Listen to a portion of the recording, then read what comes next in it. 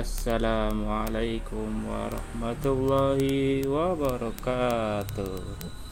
Kembali lagi dengan channel Faza Ender. Jangan lupa like, share, komen, dan yang paling penting subscribe, supaya channel ini selalu tetap berkembang dan lebih semangat lagi saya membuat konten yang bermanfaat. Oke, video kali ini kita akan belajar tentang pemantulan cahaya pada cermin datar.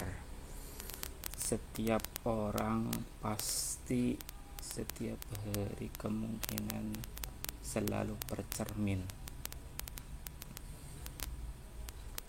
untuk mengecek rapi atau tidaknya penampilan kita, dan itu pasti. Sesungguhnya ketika kita menggunakan cermin, ada ilmu fisika yang dapat kita pelajari dari situ. Oleh sebab itu, hari ini kita akan belajar tentang pemantulan cahaya pada cermin datar.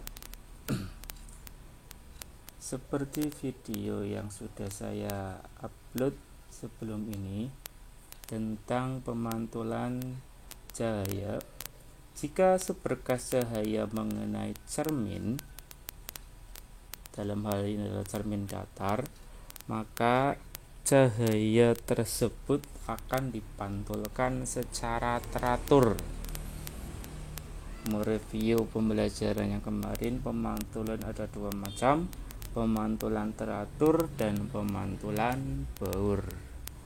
Tapi kalau kita membahas tentang cermin datar, berarti kita membahas tentang pemantulan teratur. Nah, pada peristiwa pemantulan cahaya pada cermin datar menyebabkan pembentukan cahaya itu pembentukan bayangan benda oleh cermin itu menjadi sama persis. Jadi apa yang kita lihat di cermin itu sesuai dengan bendanya. Oke, kita mulai.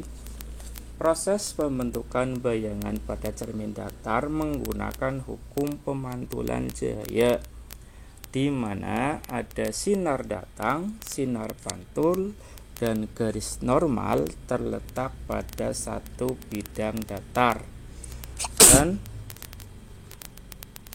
sudut datang dan sudut pantul besarnya selalu sama.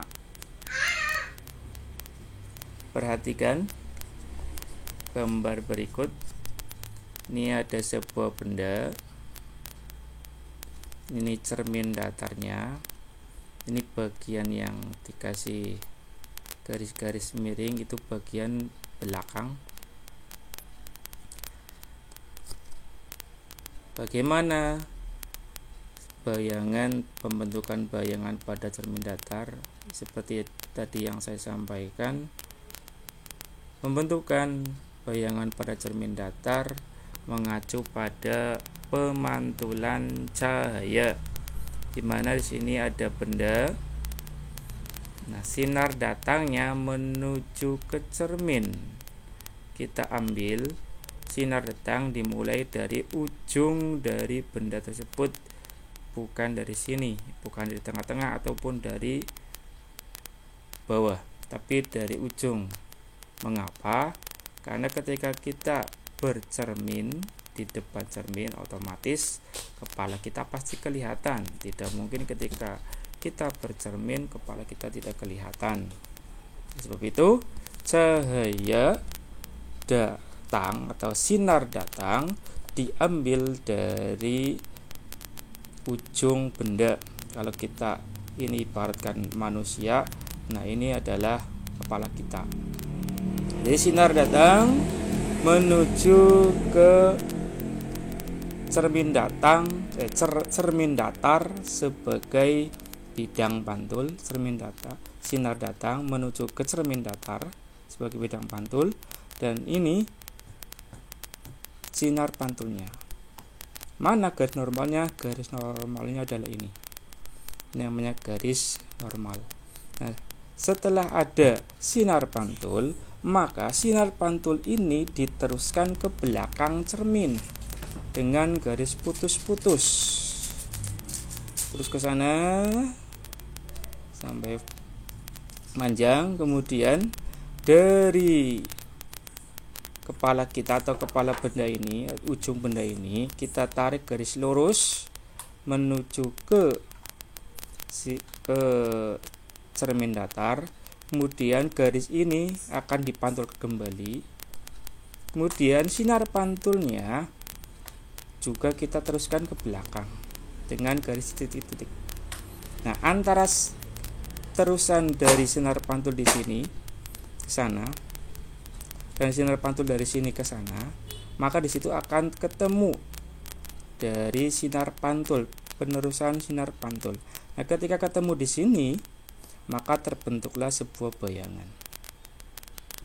Ini bayangan pada cermin datar, sehingga ketika kita bercermin, bayangan seolah-olah ada di belakang cermin, namun sebenarnya tidak ada. Oleh sebab itu, bayangan pada cermin datar sifatnya adalah semu atau maya.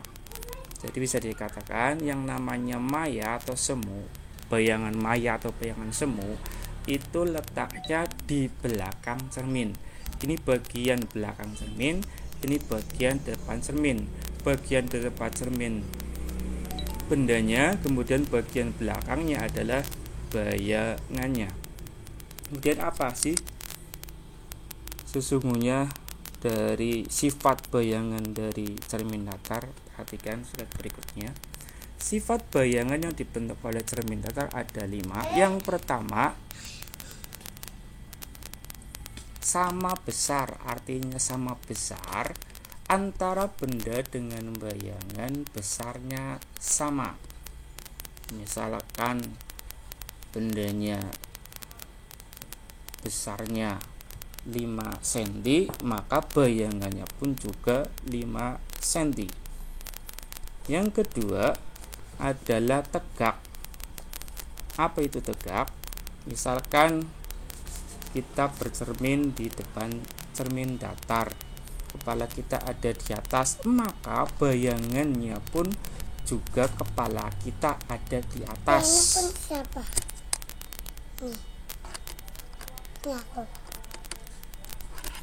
Ini namanya sifat bayangan tegak.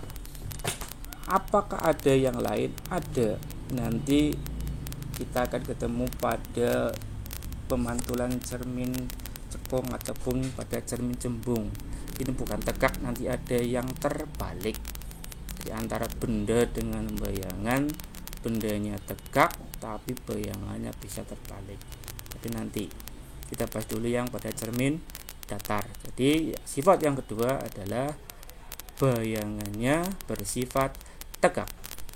Dan yang ketiga berkebalikan.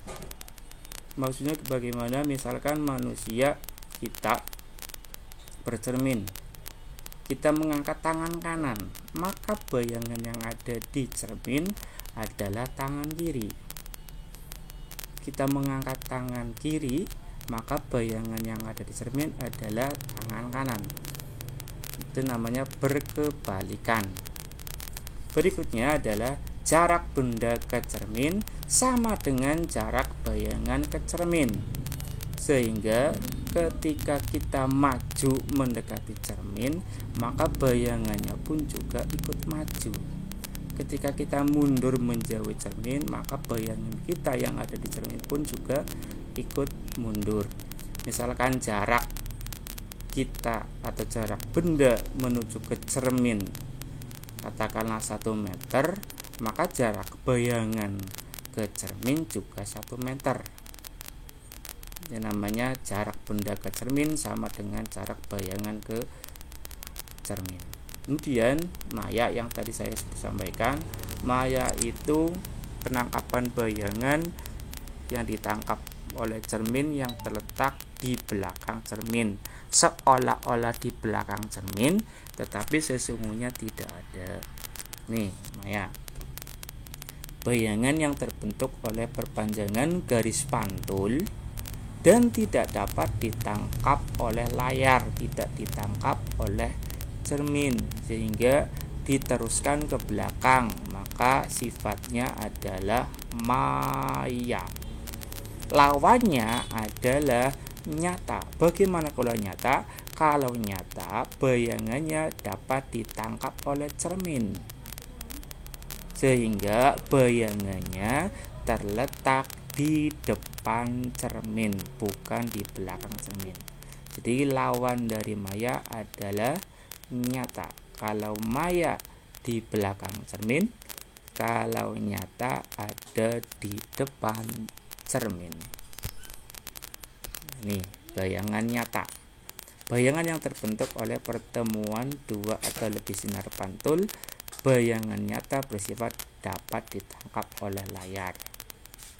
Ini kebalikan dari sifat bayangan maya.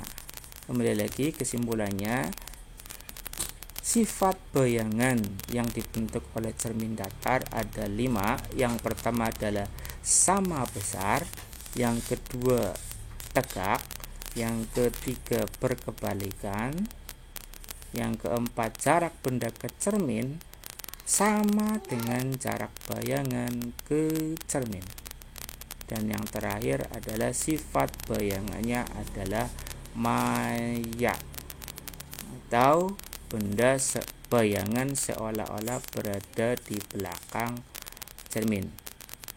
Itu pembahasan kali ini, sifat bayangan pada cermin datar.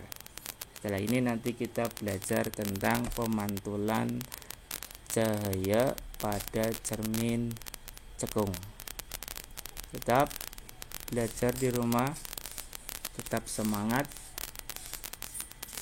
meskipun